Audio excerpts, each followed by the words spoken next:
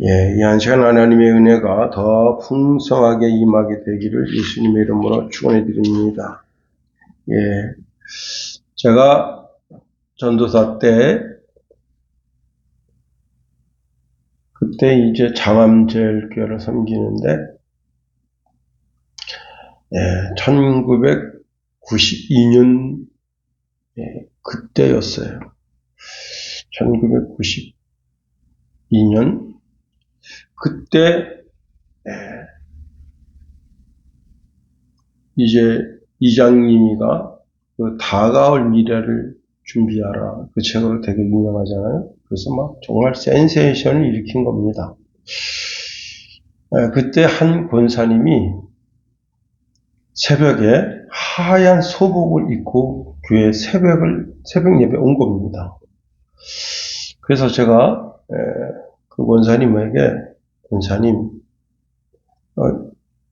새벽 예배 나오시는데 어떻게 이렇게 하얀 소복을 입고 오셨습니까? 그랬더니 이분이 뜻밖의 말씀을 하시는 거예요. 오늘 예수님 오시는 날이 아니에요. 제가 누가 그런 말을 합니까? 그랬더니 그분이 오히려 저에게 아니 전도사님이 되셔서 그런 걸 모르십니까? 이렇게 얘기가 된 겁니다. 그래서 제가 그런 거 믿으시면 안 됩니다. 이제 그분이 이제 교회를 떠나지 않고 하루 종일 교회에서 이제 뭐 찬송하며 기도하며 그렇게 시간을 보내셨다고 합니다. 그날 저녁에 금요 기도회가 있는데 그때까지 집에 가지 아니하시고 예수님을 기다리는 모습으로. 그런데 또 이제 금요 기도회가 1시간 정도 예배가 드려지는데 한 10시쯤 끝났는데 교회를 안 가십니다. 집에 안 가셔요. 왜 안 가십니까? 했더니 이분이 오늘 오시는데 이제 앞으로 2시간밖에 안 남았는데 여기서 기다려야죠. 목사님은 불호령을 내렸습니다. 누가 그딴 소리를 하더냐. 그런데 그분의 그 신앙이 그분만 아니었을 겁니다. 대한민국의 수많은 사람들이 그 다가올 미래를 준비하라, 예비하라는 그 말에 귀가 솔깃해서 그날 예수님이 오시는 것으로 생각했습니다. 근데 안 오셨어요. 그랬더니 그 이장님이가 뭐라고 했는가 하면 7년 후다. 1999년도 7년 후다. 라고 말을 뒤집었습니다. 이장님이 하여튼 그때 책도 펴내고 그 펜시콜라 목사를 초청해서 대한민국 정말 굵직굵직한 그런 기도원을 섭렵해서 어마어마하게 돈을 벌었습니다. 그 지금은 광주 쪽 어디에 그 다미선교회 집성촌을 이루고 있다고 합니다. 한번 그 사상에 빠지니까 못 태어나오고 그리고는 그때 뭐라고 이야기했는가 하면 예수님 비밀 재림했다 했습니다. 많은 사람들이 그때와 그 시기를 알고 싶어 하는 겁니다. 여기 1절에 형제들아 때와 시기에 관하여는 너희에게 쓸 것이 없음은 말씀하고 있습니다.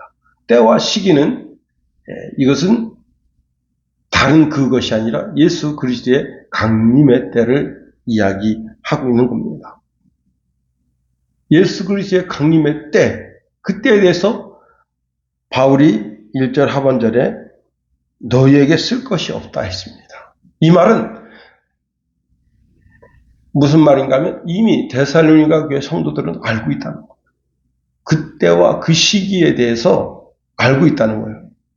다시 말하면 그때와 시기를 정확하게 알고 있다고 하는 것이 아니라 그때와 그 시기에 대한 어떤 신학적 사상을 알고 있다는 거예요. 왜냐? 예수님께서 이 감람원에서 승천하실 때 주님이 승천하시는데 그때 갈릴리 사람들이 이제 예수님께 다가옵니다.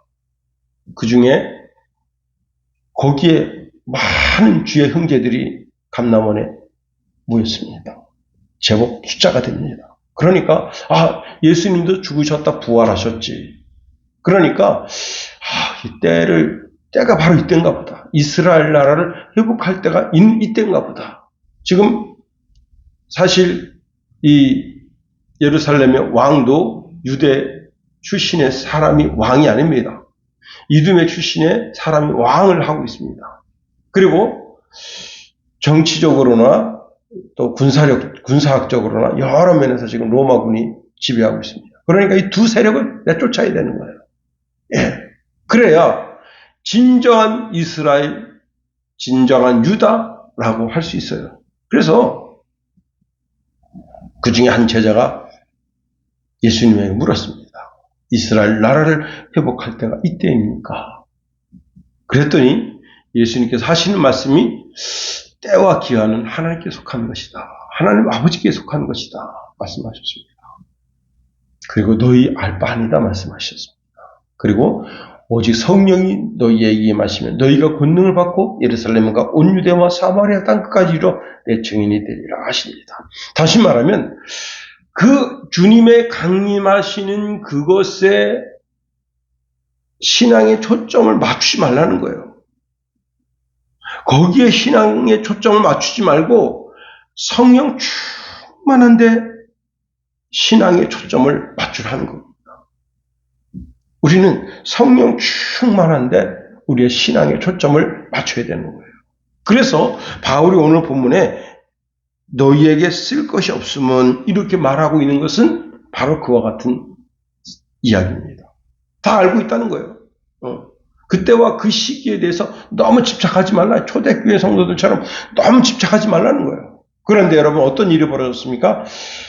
그 500여 주의 형제들이 동일한 주의 음성을 듣고 천사의 음성을 들었습니다마는 그들은 이제 신앙이 약해지고 120명만 마가야 다락방에 모여서 전혀 기도에 힘쓰다가 그들이 성령을 받고 정말 세계를 뒤흔드는 그런 역사를 창조해 내게 된 겁니다.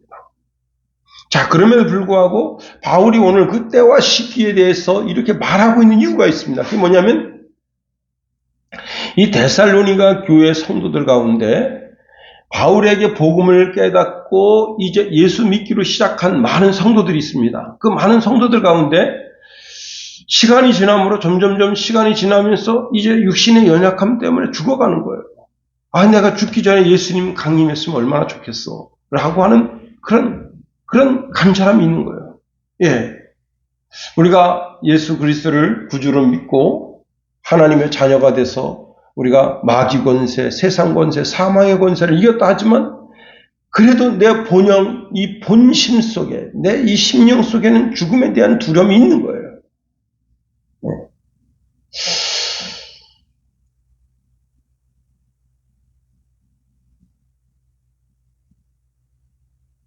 목사님 중에 이제 먼저 소천하신 목사님이 있는데,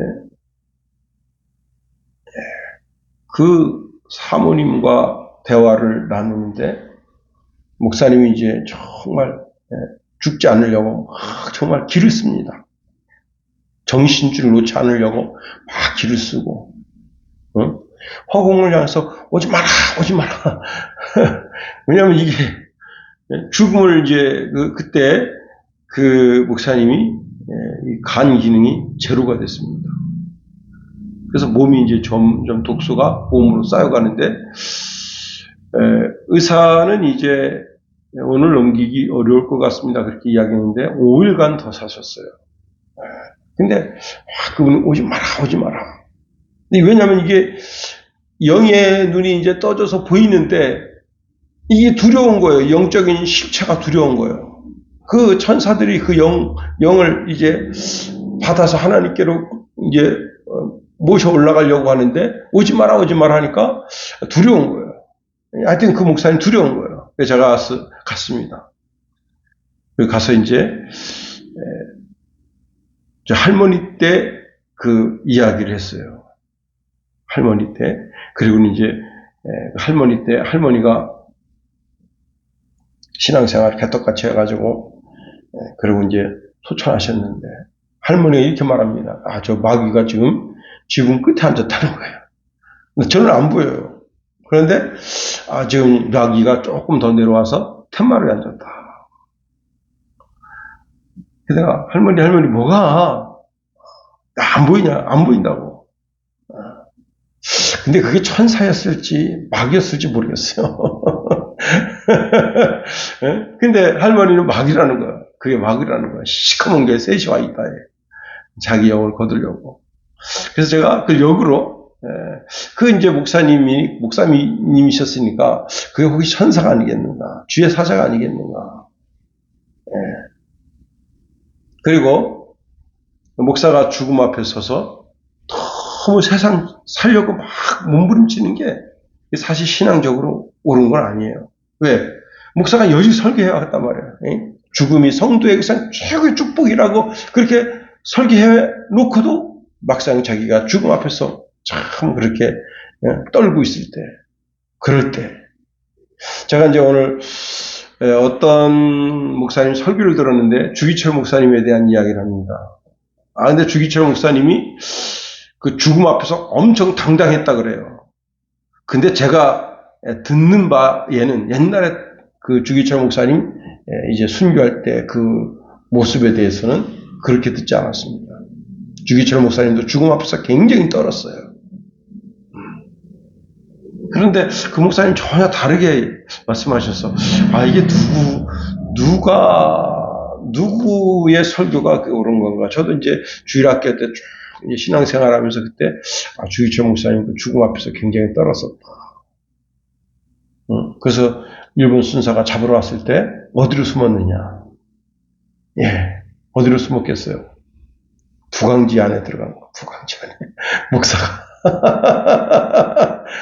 참 부끄러운 거예요, 그게. 참. 근데 그 아내가 담대한 사람입니다.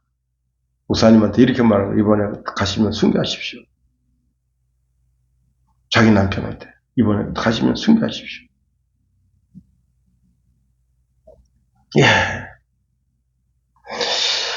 자, 자기 생애에 주님 오셨으면 좋겠는데 자기가 자꾸 병이 깊어져서 자기가 죽음의 날이 지금 자꾸 다가오고 있어요. 그래서 그것 때문에 주님의 강림의 시기를 알고 싶어하는 성도가 있었던 것도 사실입니다. 더 나아가 자, 우리가 아무리 신앙 가운데 굳건히 서 있다 하더라도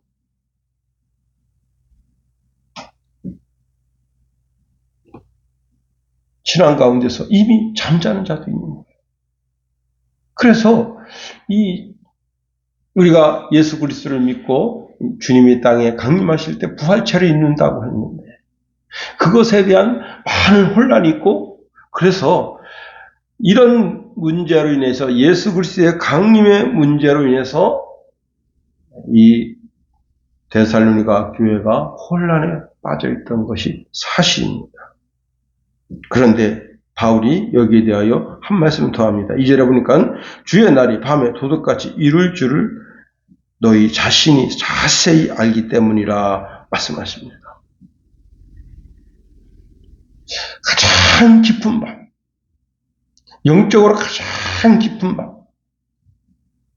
우리가 열처녀의 비유에 보면 열처녀 가운데 5처녀가 기름을 준비하지 않았고 5처녀는 기름을 준비했지만 성경에는 10처녀가 다 졸면서 잤다.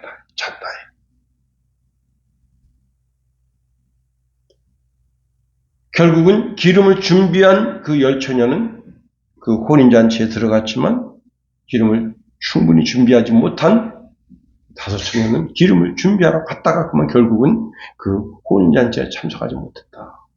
영적인 깊은 밤, 영적인 깊은 밤. 여러분 우리가 그래서 늘 영적으로 깨어 있어야 되는 거예요. 내가 자면서도 육신적인 잠을 자면서도 영적으로는 깨어 있어야 되는 거예요. 우리가 운전을 하고 가면서도 영적으로는 깨어 있어야 돼요. 운전은 육신의 일이지만 영적으로는 영이 하나님 다 있어야 되는 거예요.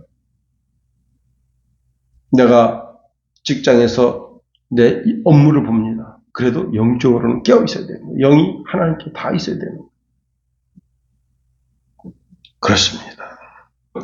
이것이 그리스도인들에게 주어지는 신앙의 한 모습이라는 겁니다. 그런데 세상 사람들은 그게 아니에요. 세상 사람들은 이 지상 낙원을 꿈꾸고 있다는 거예요. 지상 낙원. 죄악으로 물든 이 세상 속에 사람이 안전을 보장해주고 편안을 보장해줄 수 있다고 생각하는 겁니다. 이게 착각이에요. 전쟁을 통해서 우리나라의 편안과 안전을 보장할 수 있다 생각하는 게 착각입니다. 예. 어쨌거나 전쟁하면 젊은이들만 아까운 거예요. 젊은이들만 그냥 한두 명 죽는 게 아니에요. 세계 2차 대전 때 독일군이 사용하는 수류탄은 좀 독특합니다. 우리가 생각하는 수류탄은 동그랗게 요만한데, 그 독일군이 사용하는 수류탄은 이렇게 뭉툭 해가지고, 이렇게 손잡이가 있어, 밑에 탁 해가지고 슉 던지는 거예요. 근데 이게 일반 수류탄보다 폭탄이 2배가 들어가 있대요. 미국군이 사용하는 수류탄의 폭약이 2배나 들어가 있는데 의외로 폭발력이 강할 것 같은데, 많은 사람을 살상할 것 같은데 그렇지 못하다. 그런데 이거를 10개 정도를 모아서 한꺼번에 터뜨리면 어떻게 되냐? 탱크도 셔먼 탱크 같은 거를 부실 수가 있었다는 겁니다. 참 그러니까 그 수류탄, 그렇게 수류탄을 가지고 이제 미군들이 몰려있는 거기다 대고 던졌는데 한 방에 얼마가 죽었는가 하면 36명이 죽은 그 수류탄 하나에. 그 아까운 젊은이들. 참, 그거 보면서, 아이고, 비록 세계 2차 대전이고 오래된 전쟁이지만 오늘날 무기가 얼마나 많이 발달됐습니까? 그런 발달된 무기를 가지고 참 우리나라가 지금 K방산 그래서 지금 정확하게 어떤 나라인지는 기억이 되지 않지만 그 나라에 지금 우리나라 그 K9 자주포, 그다음에 탱크, 장갑차 이 3개가 갖다가 성능 테스트하러 갔다는 겁니다. 근데 어떤 걸 가져갔느냐? 그냥 아주 새 거를 가져간 게 아니라 기존에 자기들이 운영하던 그걸 가져갔다는 거예요. 그래서 그 나라에서 깜짝 놀랐다는 거예요. 새 걸 갖다가 보통 모든 나라들은 새 탱크를 가져오는데 여기는 사용하던 탱크를 가져왔어요. 그 정도로 정비가 잘 돼 있다.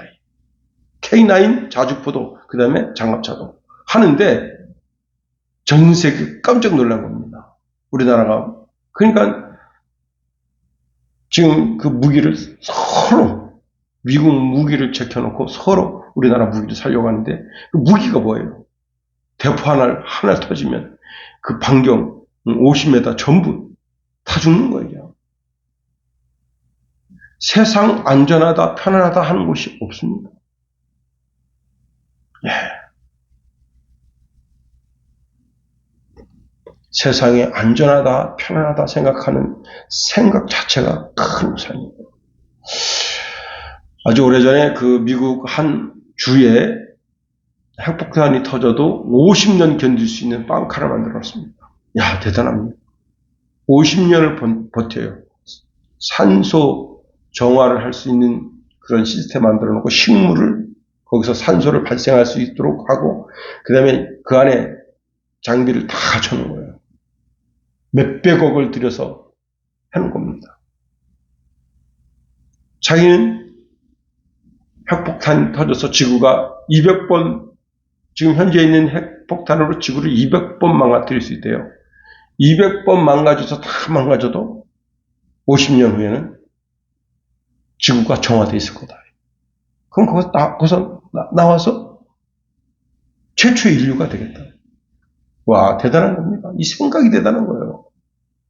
아니, 나 같으면 빨리 죽어서 천국 가서 주님과 함께 영원히 살겠다. 그런 생각을 가질 텐데, 이 사람은 지상 낙원을 꿈꾸는 거예요. 그래서, 그걸 보여주는데, 조금만 보여준 겁니다.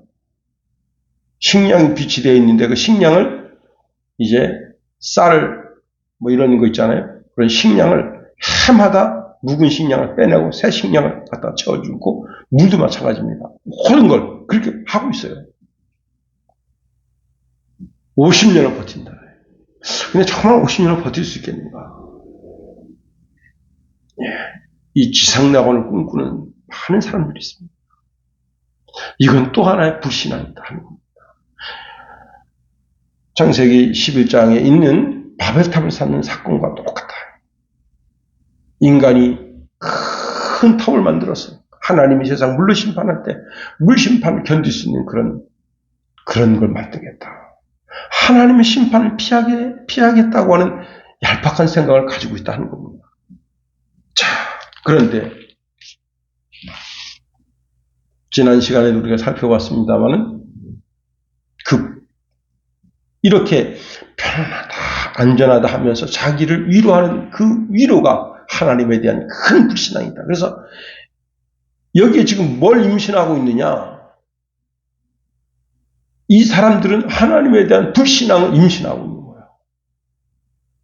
그래서 그 불신앙이 점점점 욕심이 잉태해서 죄가 되고 죄가 장성해서 사망이 되는 것처럼 결국은 하나님의 심판을 불러오게 되는 겁니다.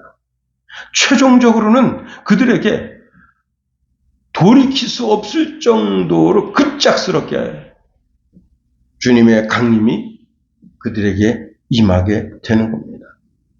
그래서 오늘 3절 하반절에는 이렇게 말씀하고 있습니다. 결코 피하지 못하리라 말씀합니다. 오늘은 한 절 더 살펴보겠습니다. 4절 우리 다 같이 한번 읽어보면 4절 시작. 형제들아 너희는 어둠에 있지 아니하며 그 날이 도둑같이 너희에게 임하지 못하리니. 여기 보니까 형제들아 라고 말씀하고 있습니다. 바울이 이 데살로니가 교회 성도들을 향해서 형제들아 이렇게 말하고 있습니다. 이 세상의 모든 그리스도인들은 다 한 형제, 한 자매다 하는 거예요.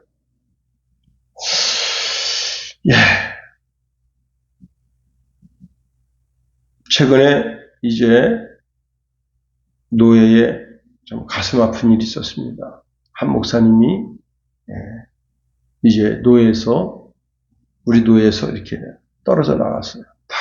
그리고 타 교단으로 가셨습니다. 많은 목사님들이 이 목사님을 어떻게 구제할 수 없겠습니까? 근데 그 목사님이 계속 우리 노예에 계시면 우리가 그분을 어떻게 할 수가 없어요. 근데 그분이 우리 노예를 박차고 나왔어요. 그래서 타 교단에 갔기 때문에 노예는 노예 나름대로 그분을 법적인 정리를 해드려야 된다. 근데 그 동기 목사님들이 되게 많습니다. 우리 노예에. 그래서 이제 약간 반발심을 가지고 있는 거예요. 그래서 제가 이런 말씀 드렸습니다. 어차피 천국에 가면 다 만나지 않겠어요? 그거예요. 어차피 천국에 가면 다 만나지 않겠습니까? 그분이 지금은 자기 욕심에 의해서 어떻게 하다 보니까 그렇게 일이 좀 그렇게 됐는데 최종적으로는 천국에 가면 다 만나지 않겠습니까? 지금은 서로 얼굴 묵히고 욕하고 그래도 천국에 가면 참 그게 참 부끄러운 거예요. 내가 저 장로님에게, 내가 저 집사님에게, 내가 저 권사님에게 좀 더 살같이 잘할 거. 우리가 한 형제인데, 한 자매인데.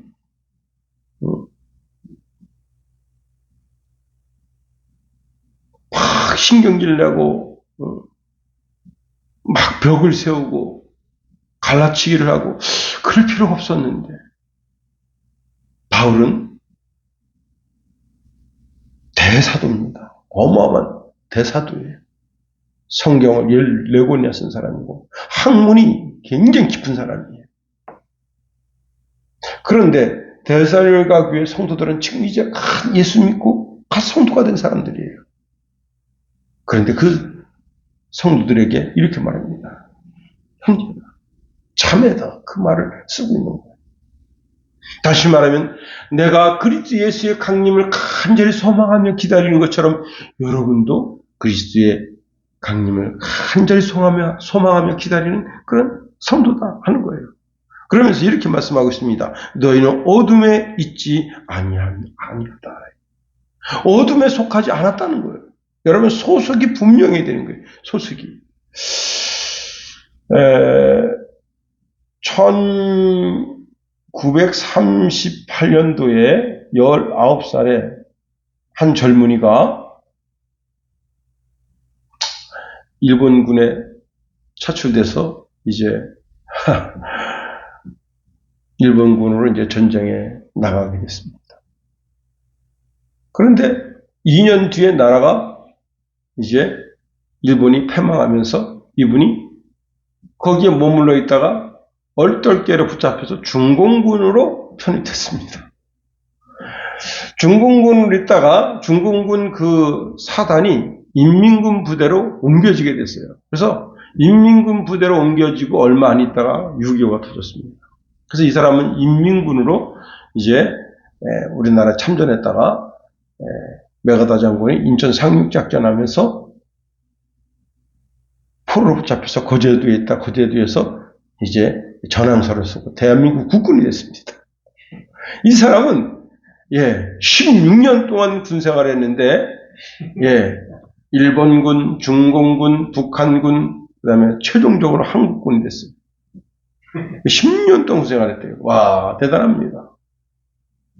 그런데 그렇게 해서 이제 6.25 때는 한국군으로 참전했는데 그게 인정을 못 받아가지고 자기가 이제 동네와 살고 있는데 또 붙잡혀서 이 사단에서 2년 6개월 또 군생활했대요. 그래서 전부 16년을 했다는 거예요. 너무너무 억울하죠. 근데 자기는 그때 그렇게 대한민국 국군으로 이 사단에서 나라를 지킨 것에 대해서 감사하게 생각한다.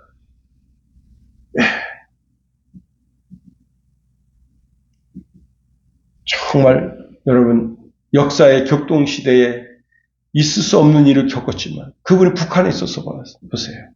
어떻게 됐겠어요? 응? 그래도 그나마 그분이 남한에 소속되어 있으니까 광명의 땅에서 사는 거 아니에요.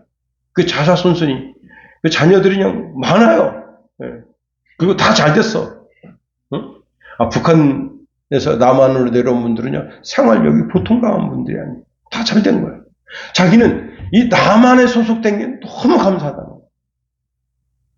그런데 여러분 남한에 소속된 것보다 더 큰 복이 있는데 뭐냐면 하나님께 소속된 거예요.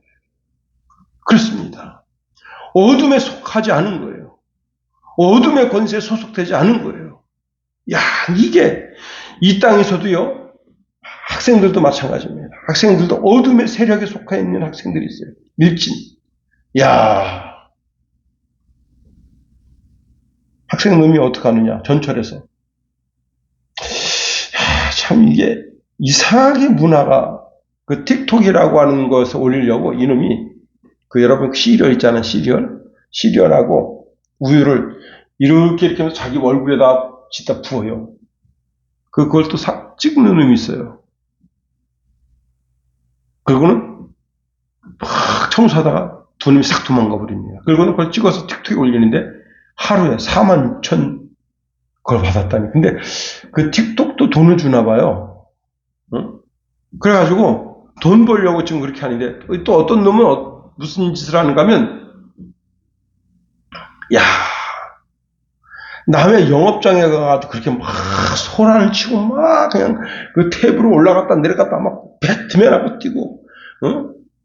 한 놈은 또 마스크 쓰고 뭐라고 막 야 그래서 잡아보니까 촉법소년이야. 근데 그 앵커가 이렇게 말합니다. 이 애의 미래가 딱 보인다. 뭘 쫓아가는 거예요? 인기를 쫓아가는 인기. 슈퍼스타처럼 인기를 쫓아가는 거예요. 근데 이 애가 미래가 보인다는 거기 이제 정신분석가가 이야기합니다. 소속이 중요해요. 지금 한국교회 많은 청소년들이 다 떠나고 있어요. 물같이 떠나가고 있어요. 어디로 가는 거예요? 어둠의 세력을 하는 거예요. 어둠의 세력. 교회, 빛의 세력, 은혜의 세력, 하나님의 빛의 세력으로 가지 못합니다. 자꾸 어둠의 세력을 빠져나가는 거예요. 거기가 뭔가 매력이 있는 것처럼 보이는 것 같습니다. 그렇게 막 까만 망토 하나 쓰고 배트맨하고 2, 3m 되는데 막 뛰어내리고 발목 부러지고 그 사진 찍어서 와 그럼 막 발목 잡고 막 아파하면서 웃어요. 그리고 잘 찍었지 그리고 119 불러서 또 실려가고. 야, 이거 진짜 여러분 어둠의 세력, 그 어둠의 세력 가운데 여러분 어떤 분이 자기 승용차로 추도 사고를 냈어요. 그 도망을 간 거야. 도망갔는데 어디로 도망갔는가 하면 자기 집으로 도망간 거예요. 자기 집으로 도망갔는데 경찰이 차 따스도 못 찾았어요. 그런데 이 사람이 마약 전력이 있어. 그 마약 그러면 여러분 뭐 생각나죠? 던지기.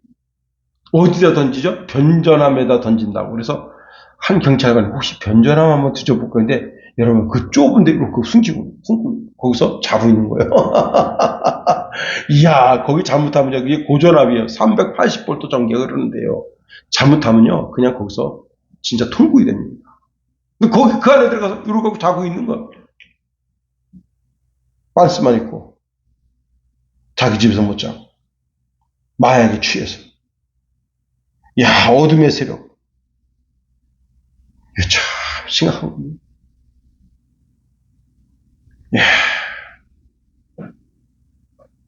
이렇게 말씀하고 있는 형제들아, 너희는 어둠에 있지 아니하다. 우리가 예수 그리스도를 구주로 믿어서 빛 가운데 있는 것만 해도 얼마나 감사합니다. 여러분, 어제가 슈퍼문이었습니다. 달하고 지구의 거리가 최고 짧은 때였었대요. 그래서 이 달이 강한 빛을 내는 것은 태양빛을 받아서 그 빛을 지구에다 비춰주는 거예요. 근데 거리가 짧아서 슈퍼문이 되는 거예요. 우리는 하나님의 자녀고 빛의 아들이고 5절에도 보면 낮의 아들이라 그렇게 말씀하고 있습니다. 잘 들으세요. 우리는 달이 태양빛을 받아서 빛을 내는, 그래서 빛을 발하는 그런 존재가 아닙니다. 주님이 우리에게 이렇게 말씀하셨어요. 너희 세상의 빛이라고 말씀하시고. 그런데 예수님께로부터 빛을 받아서 내가 빛을 비추는 그런 게 아닙니다. 예수님이 내 속에 계셔요. 내 속에, 내 영 속에, 거기서 예수님 자체가 빛이시고 하나님 자체가 빛이셔요. 그리고 그분이 나를 낳았어. 그래서 하나님 아버지가 빛이시고 예수님 자신이 빛이시기 때문에 우리는 예수님을 따라다니면서 어둠에 속하지가 않는 거예요.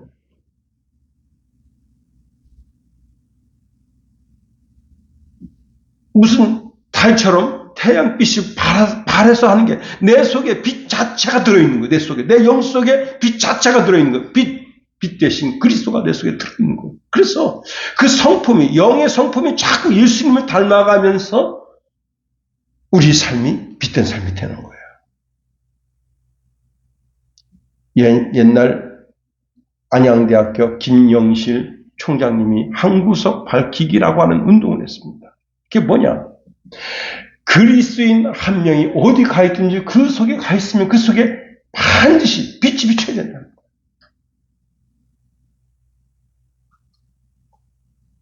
여러분, 우리가 빛을 비추는 빛의 삶은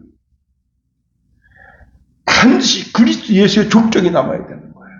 근데 그리스도 예수의 삶의 족적이 무엇인가 보니까 사도 바울은 그게 뭐냐면 형제를 미워하지 않는 것이라. 예. 빛의 삶이 뭐라고요? 형제를 미워하지 않는 삶이래요. 형제의 비리를 까발리지 않는 삶이래요. 그걸 덮어주는 삶. 형제를 미워하지 않는 삶. 그게 그리스도 예수인의 빛된 삶입니다. 그리고 좀 더 적극적으로 나가서 그를 사랑해주는 삶이 빛된 삶이라고 말씀하고 있습니다.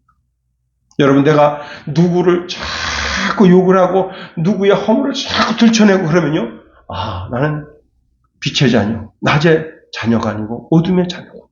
그걸 알아야 돼요. 빛의 자녀는 어떻게 해요? 그 수치와 허물을 발견하고 자꾸 덮어주는 거예요. 어떤 집에 이제 요만한 발바리가 있는데 그 발바리가 새끼를 낳았어요. 새끼가 다 이제 분양되고 어미하고 애기 하나 있고 그다음에 그 집에 리트리버 큰 개가 있습니다. 근데 리트리버가 주의하지 않고 이렇게 가다가 그 애기 그 강아지를 어떻게 밟았어요. 그랬더니 그 애기 강아지가 깽깽 소리를 냅니다. 그랬더니요 이 어미가 자기 새끼 건드렸다고 와서 리트리버한테 막 대들었대요. 덩치가 진짜 이 개가 이게 삽살개는 아니고 굉장히 이쁜 개인데 한 주먹거리도 안 되는 겁니다. 자기 새끼 건드렸다고 화가 나서 막 그냥 리트리버를 막 입으로 막 깨물려고 그러는데 리트리버가 이렇게 웃으면서 이렇게 비켜줍니다. 예? 예. 그리고 지도 잘못한 걸 깨달아요.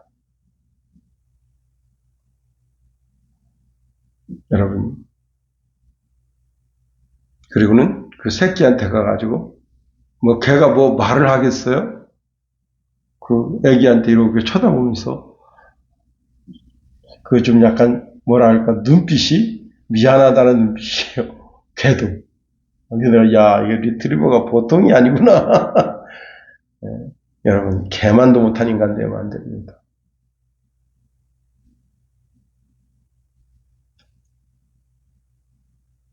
우리는 빛 어둠에 속하지 않은 것을 알아야 됩니다.